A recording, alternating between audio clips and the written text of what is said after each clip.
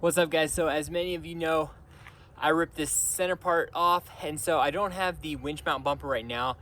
I wasn't planning on doing that right away, but since I ripped this off, I need to do something with it, and that's where the winch mount bumper actually goes. I'm gonna get the worn one as soon as I can afford it. So right now what I'm gonna do is I'm gonna toss a light bar on and mount it right up to this, because that way it just doesn't look goofy. I'll have the light bar across here, and I'm gonna do it as high as possible and tuck it in so that I don't hit it first.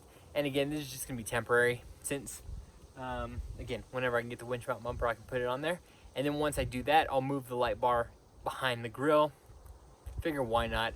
Just something to do to kind of dress this up a little bit.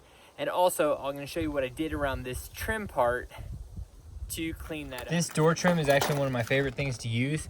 And so what I did was I just added it around there, and it cleans it up versus it looking all jagged. And again, that's all gonna be covered up with the winch mount bumper, but for now, I'm gonna do the light bar and we'll see how it looks. Tell me what you guys think. And there you guys go. That is the final result. Again, it's a temporary fix to a temporary issue, and I think it looks so much better. So I went ahead and just trimmed off the bottom part here. That was already cut off. Like I said, I have to cut all that off for the winch mount bumper, so worked out perfectly. Keep the light bar there for now. Help cover it up just a little bit, and I'll probably break that off on the trail.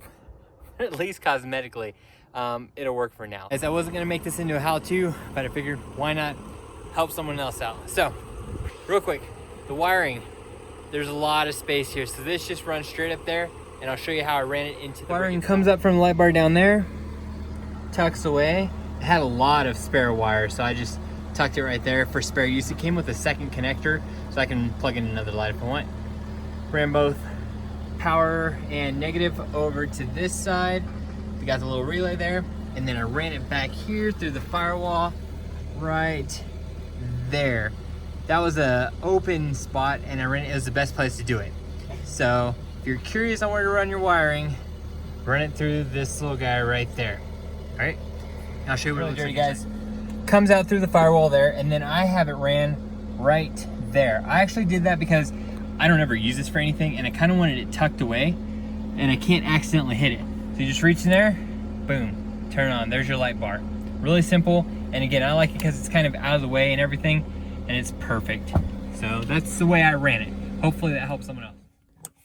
So you go, that's on.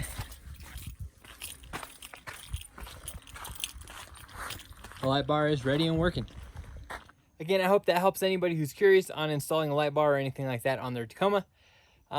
There's a couple ways you can do, obviously, lights and everything. That's just the way I did it, and the easiest route. It took me forever to get the wiring through that little portion, just because it's super tight and cramped, but that's pretty standard.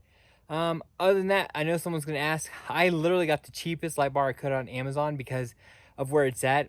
Any light bar that's going to be there, I'm afraid I'm going to smash it, so I didn't want to spend too much money on a light bar, especially since it's temporary. But it does make it look a little bit better. So I have a functional light bar, and it looks a little better. And if I smash it on a huge rock, I'm not too worried about it. Not too much money spent. So again, there you guys go. If you got any questions, let me know. Trying to help you guys out. And as always, hope to see you on the trail.